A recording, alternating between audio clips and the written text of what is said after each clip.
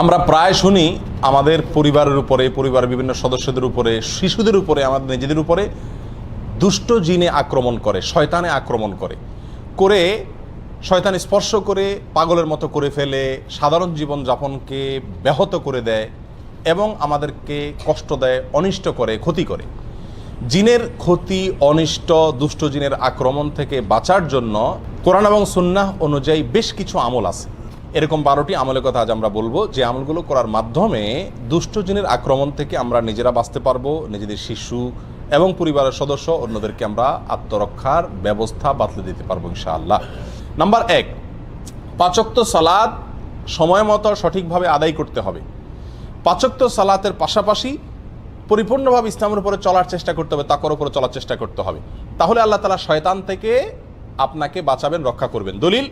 দলিল হলো কোরআনে কারিমের সূরা যুখরুফের আয়াত নম্বর 36। আল্লাহ সুবহানাহু ওয়া তাআলা বলেছেন, ওমাইয়া আশু আন যিকরির রহমান নুকাইয়িদ লাহু শাইতানান ফাহুয়া লাহু কারিন। যে আল্লাহর জিকির থেকে, আল্লাহর স্মরণ থেকে গাফেল হয়ে যায়, নামাজ নাই, রোজা নাই, আল্লাহর স্মরণ নাই, দুনিয়ার ভিতরে ডুবে থাকে, হাসি তামাশা বিনোদনের ভিতরে ডুবে থাকে, শুধুমাত্র আল্লাহর জিকির স্মরণ তার জীবনে নাই। আল্লাহ বলেন ওই ব্যক্তির জন্য আমি একটি শয়তান নিযুক্ত করে দেই। শয়তান আল্লাহই লাগাই দেয়, দুষ্ট জিন আল্লাহই তার পিছনে লাগাই দেয়। ফাহুয়া লাহু কারিন, সে তার সঙ্গেই থাকে একেবারে মৃত্যু পর্যন্ত বা সঠিক রাস্তায় আসার আগ পর্যন্ত। তাহলে আল্লাহর পথে আসলে, 5 ওয়াক্ত সালাত আদায় করলে এবং হক হালালি চলার চেষ্টা করলে আল্লাহ সুবহানাহু ওয়া তাআলা ওই ব্যক্তিকে শয়তানের আক্রমণ থেকে বাঁচাবেন। এছাড়া আপনারা বিখ্যাত একটি হাদিস জানেন, নবী আলাইহিস সালাম বলেছেন, কেউ যদি রাতে ঘুমায়, শয়তান প্রত্যেকটা ঘুমন্ত ব্যক্তির কপালে 3টা করে গিরা দেয়। শয়তান কি করে? কেউ যদি রাতে ঘুমাতে যায় তো শয়তান ওই ঘুমানো ব্যক্তির কপালে 3টা গিরা দেয়। এই গিরা দেওয়ার উদ্দেশ্য হলো যাতে সে উঠতে না পারে, কারণ শয়তানকে আল্লাহ তাআলা সে পাওয়ার দিয়েছে। তো শারীরিকভাবে তাকে দুর্বল করে ফেলে, অলস করে ফেলে, শরীরকে মেজমেজ করায় দেয়, সে নামাজের জন্য ফজরের সময় উঠার ক্ষমতা যাতে না থাকে।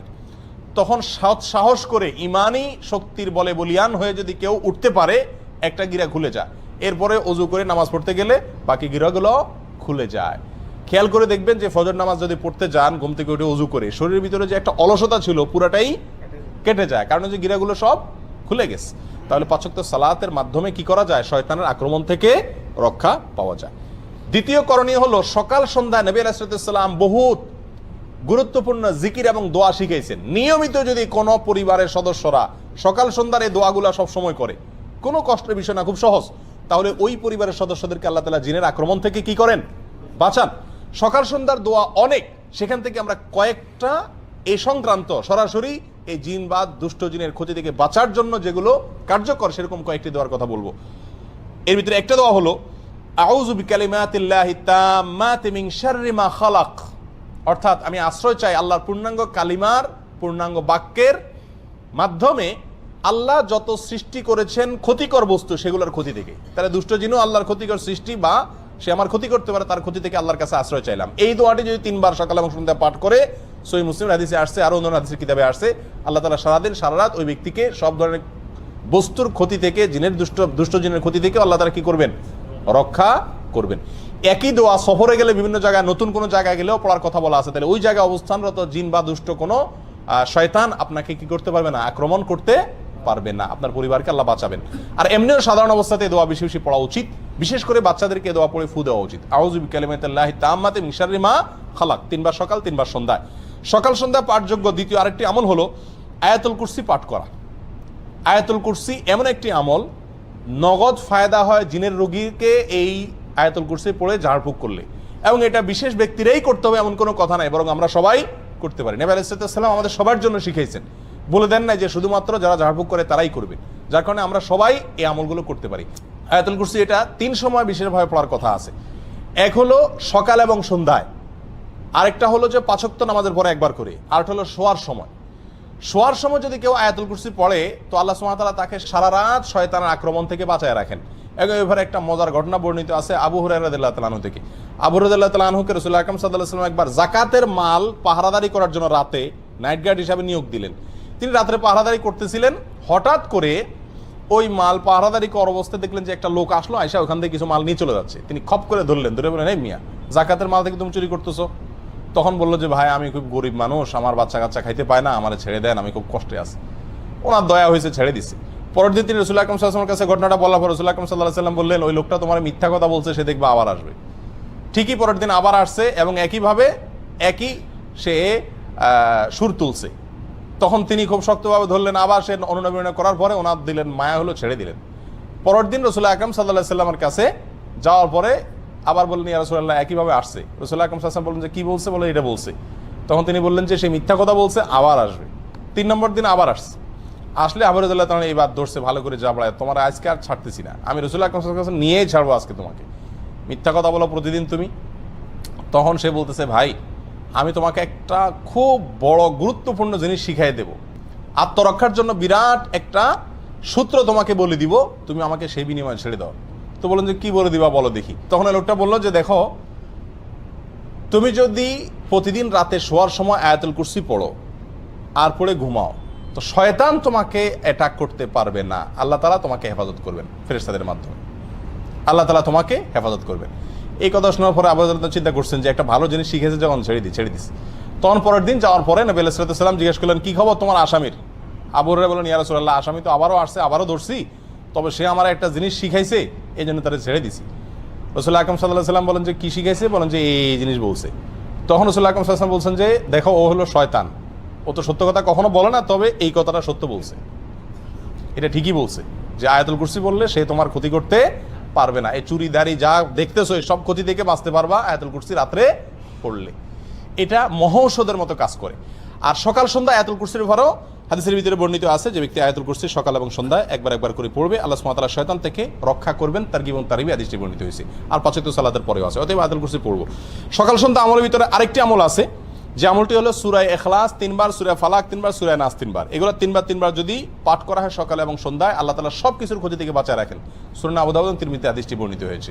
3 বার কুল হুয়াল্লাহ, 3 বার সূরা কুল আযুর ফালাক এবং 3 বার কুল আযুর রাব্বিন নাস। সকালে 3 বার, সন্ধ্যায় 3 বার। ইনশাআল্লাহ সব কিছুর ক্ষতি থেকে আপনি বাঁচবেন। 4 নম্বর সকাল সন্ধ্যার আমল হলো বিসমিল্লাহিল্লাযী লা ইয়াদুররু মা ইসমিহি শাইউন ফিল আরদি ওয়ালা ফিস সামা ওয়া হুয়াস সামিউল আলিম।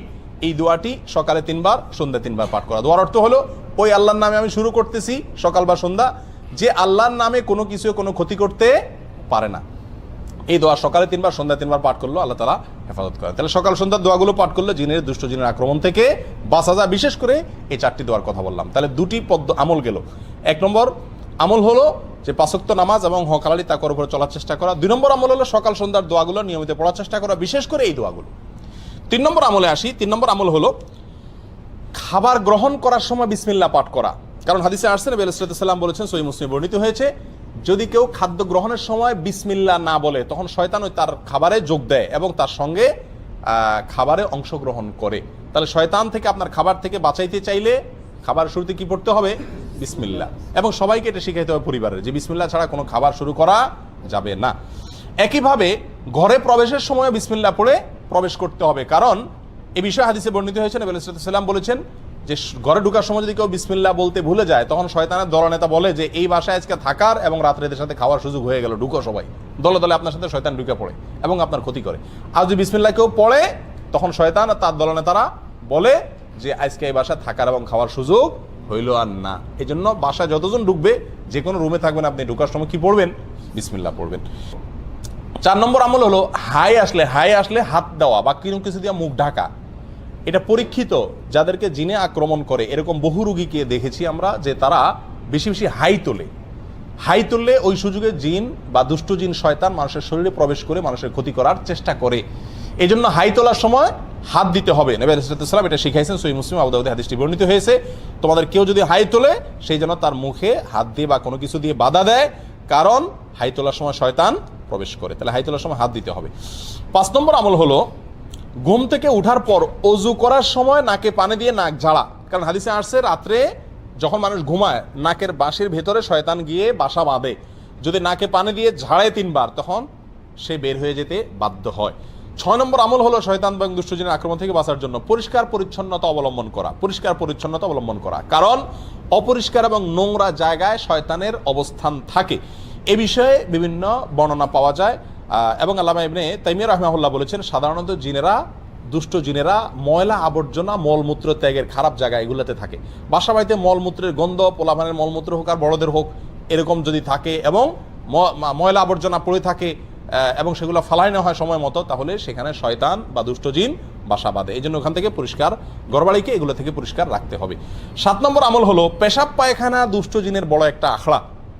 এটা পরীক্ষিত একটি বিষয়। সাহাবা একরামের যুগে এক লোক আক্রমণের শিকার হয়েছেন টয়লেটের ভেতরে, এবং নবী আলাইহিস সালাম থেকে সুস্পষ্টভাবে বর্ণিত হয়েছে হাদিসে বিষয়ে যে টয়লেটে, পেশাব পায়খানার জায়গাতে, বাথরুমের ভিতরে দুষ্ট জিন তার বাসা বাঁধে, নোংরা জিনেরা বাসা বাঁধে। সেই জন্য টয়লেটে যাওয়ার সময় দোয়া পড়লে তার ক্ষতি থেকে বাঁচা যায়। দোয়াটা কি? আল্লাহুম্মা ইন্নী আউযু বিকা মিনাল খুবুসি ওয়াল খাবাইস। খুবুস আর খাবাইস বলতে দুষ্ট জিনকেই বোঝানো হয়েছে। আল্লাহ, আমি আপনার কাছে আশ্রয় চাই দুষ্ট জিনের আক্রমণ থেকে। এটা বাথরুমে ঢোকার আগে পড়তে হয়। কেন? টয়লেটে ঢোকার আগে এই জন্য পড়তে হয় যে ওইটার ভিতরে দুষ্ট জিনের আখড়া থাকার আশঙ্কা আছে এবং আপনাকে সে কোনোভাবে ক্ষতিগ্রস্ত করতে পারে। 8 নম্বর আমল হলো ঘরে বেশি বেশি কোরআন তেলাওয়াত করা, বিশেষ করে সূরা বাকারা তেলাওয়াত করা। কোরআন তেলাওয়াত আপনারা এই দেশে দেখবেন যে জিনের রোগীদের যারা চিকিৎসা করে, যে সমস্ত ওলামা একরাম ঝাড়ফুঁক করে, তাদের মেইন ঝাড়ফুঁক থাকে কি? কোরআন তেলাওয়াত করে। এবং কোরআন তেলাওয়াত করলে যাদের ভিতরে জিনের সমস্যা আছে এরা পাগলের মতো ছটফট করতে থাকে এবং একটা পর্যায়ে সুস্থ হয়ে যায়। একবারে চোখের সামনে এরকম ঘটনা আপনারা শত শতবার দেখছেন যারা সৌদি আরবে আছেন। তো কোরআন তেলাওয়াতের আমলের মাধ্যমে দুষ্ট জিন থেকে বাঁচা যায়। ঘরে কোরআন তেলাওয়াতের সিস্টেম চালু রাখতে হবে, নিজেরা না পারলে রেকর্ড করা কোরআন তেলাওয়াত চালা রাখতে হবে, তবুও কোরআন তেলাওয়াতের অভ্যাস ঘরের ভিতরে চালু করতে হবে, বিশেষ করে সূরা বাকারা। কারণ সূরা বাকারার এক্ষেত্রে বিশেষ কার্যকর ক্ষমতা আছে। আল্লাহ সুবহানাহু ওয়া তাআলা সূরা বাকারার মাধ্যমে দুষ্ট জিনের আক্রমণ থেকে মানুষকে বাঁচান। কারণ হাদিসে আসছে, নবী আলাইহিস সাল্লাম বলেছেন, সহিহ মুসলিম হাদিসটি বর্ণিত হয়েছে, যেই ঘরে যেই বাসায় সূরা বাকারা তেলাওয়াত করা হয় ওই বাসাকে আল্লাহ তাআলা শয়তানের আক্রমণ থেকে বাঁচায় রাখেন। আর পরীক্ষিত আমরা দেখেছি বহু দুষ্ট জিনের আক্রমণ আছে। আমি ব্যক্তিগতভাবে অনেককে এই আমলটা দিছি এবং ফলাফল জানাইছেন যে নগদ ফলাফল পাইছেন। সূরা বাকারা যতক্ষণ পড়ছে তখন মতো জিনের আক্রমণ করা রোগীর কোনো ক্ষতি হয়নি, আত্মরক্ষাও করা যায়, চিকিৎসাও হয় এর মাধ্যমে। 10 নম্বর আমল হলো কোনো গর্তে পেশাব পায়খানা না করা। অনেকে ইচ্ছাকৃত ওই রাস্তার আশেপাশে, বিশেষ করে গ্রামে গঞ্জে গেলে দেখা যায় গর্তে টর্তে পেশাব করে। গর্তে পেশাব করা নিষেধ। এক হাদিসে গর্তে পেশাব করতে নিষেধ করা আছে, নবী আলাইহিস সাল্লাম নিষেধ করেছেন। একজন বিখ্যাত তাবী কাতাদাকে জিজ্ঞাসা করা হয়েছে এর কারণ কি হতে পারে, কেন গর্তে পেশাব করতে নিষেধ করা হয়েছে হাদিসে। তখন তিনি বললেন যে গর্তে পেশাব করতে নিষেধ করা হয়েছে এই জন্য যে অনেক গর্তে শয়তান তার বাসা বাঁধে, তার আশ্রয় থাকে। তার গায়ে পেশাব করলেন, আপনার গোটা পরিবারের উপর আক্রমণ করে বসলো এবং গোটা জীবনটাই আপনার একেবারে ধ্বংসের দ্বার প্রান্তে নিয়ে গেল। এরকম ক্ষতির আশঙ্কা থাকে, যেন গর্তে পেশাব না করা। 10 নম্বর আমল হলো ঘরে কোনো সাপ দেখলেই হুট করে না মারা। ঘর বাড়িতে, বাইরে রাস্তাঘাটে আপনি জঙ্গলে দেখলে মারেন ভিন্ন কথা, কিন্তু ঘর বাড়িতে যদি কোনো সাপ দেখেন তাহলে সেই সাপটা সাধারণ সাপ না হয়ে জিন হওয়ার সম্ভাবনা আছে। কারণ এই ব্যাপারে নবী আলাইহিস সাল্লামের হাদিসে পরিষ্কারভাবে বলা আছে, যদি ঘরে বাড়িতে কোনো সাপ দেখো তোমরা, তাহলে হুট করে মারতে যাবে না। কারণ ঘর বাড়িতে যে সাপ দেখা যায় সচরাচর, এটা অনেক সময় জিন হওয়ার সম্ভাবনা থাকে। তাহলে কি করবেন? রেখে দিবেন আপনাকে কামড় দেওয়ার আগ পর্যন্ত? না, কয়েকটা করণীয় আছে। এর ভিতরে একটা হলো তাকে বলবেন নিজের ভাষায়, আল্লাহ তাকে আপনার ভাষা বোঝার ক্ষমতা দিয়েছেন, আপনি বলবেন যে যদি তুমি জিন হয়ে থাকো জলদি সরে যাও। যদি তখন আপনার কথা শুনে সরে যায় তাহলে বুঝবেন জিন, আর যদি না সরে তাহলে এবার আপনি সাধারণ সাপ হিসাবে তাকে কি করতে পারেন? মারতে পারেন। আর যদি অস্বাভাবিক জায়গা থাকে, বিছানা শুয়ে রয়েছে কথার কথা, তাহলে সাপের তো বিছানা শোয়ার কাম না, তার কাজ তো হলো ব্যাঙের পিছনে দৌড়ানো, পোকামাকড়ের পিছনে দৌড়ানো। তো যদি এখানে শুয়ে থাকে তাহলে বোঝা যাবে যে এটা একটা আলামত, এটা জিন হওয়ার সম্ভাবনা আছে। ওই পদ্ধতি অবলম্বন করবেন। আর তা না হলে আপনি অবশ্যই তাকে হত্যা করবেন তার ক্ষতি থেকে বাঁচার জন্য। তাহলে ঘর বাড়িতে সাপ দেখলেই হুট করে মারতে না যাওয়া। এদেরকে ক্ষতি করলে এরা গোটা পরিবারের পেছনেই লেগে যেতে পারে। 11 নম্বর আমল হলো স্ত্রী মিলনের সময় দোয়া পাঠ করা। আল্লাহুম্মা জান্নিবনা ওয়া জান্নিবিশ শাইতানা মা রাযাকতানা। আল্লাহ আমাকে, আমাদেরকে, স্বামী স্ত্রী উভয়কে এবং আমাদেরকে মিলনের মাধ্যমে যে সন্তান দান করবেন, সেই সন্তানকে আপনি শয়তানের আক্রমণ থেকে বাঁচান, রক্ষা করেন। এই দোয়া পড়লে আল্লাহ তাআলা স্বামী স্ত্রীকে এবং তাদের মিলনের মাধ্যমে যে সন্তান দুনিয়াতে আসে তাদেরকে শয়তানের আক্রমণ থেকে কি করেন? হেফাজত করেন। অতএব এই দোয়াটা পড়তে হবে। নবী আলাইহিস সাল্লাম বলেছেন, কেউ যদি দোয়া না পড়ে তাহলে তার সঙ্গে মিলনে শয়তানও যোগ দেয়, নাউযুবিল্লাহ। সেখান থেকে বাঁচার জন্য দোয়া পড়তে হবে। 12 নম্বর সর্বশেষ আমল হলো ছোট ছোট বাচ্চাদেরকে সন্ধ্যার সময় ঘর থেকে বাহিরে বের হতে দেওয়া যাবে না। খেলাধুলা করতে গেছে, সন্ধ্যা হওয়ার আগেই তাদেরকে বাসায় ফিরিয়ে আনতে হবে। কারণ হাদিসে পরিষ্কারভাবে বলা আছে, সন্ধ্যার সময় শয়তানরা প্রচুর পরিমাণে বিচরণ করে। ওই সময়টাতে তোমাদের শিশুদেরকে তোমরা বাসা বাড়িতে প্রবেশ করায়। কারণ শয়তান যাদের উপর আক্রমণ করে তার ভিতরে উল্লেখযোগ্য অংশ হলো ছোট ছোট শিশুরা, তাদেরকে টার্গেট করে। অতএব তাদেরকে ঘরের ভিতরে নিয়ে আসতে হবে। এই 12টি আমল যদি নিয়মিত করা যায়, ইনশাআল্লাহ শয়তান থেকে আত্মরক্ষা সম্ভব। আর দুষ্টজিন যদি আক্রমণ করেও থাকে তাহলে সেখান থেকে চিকিৎসা পাওয়াও সম্ভব। আল্লাহ তাআলা আমাদের সবাইকে দুষ্টজনের আক্রমণ থেকে হেফাজতে রাখুন।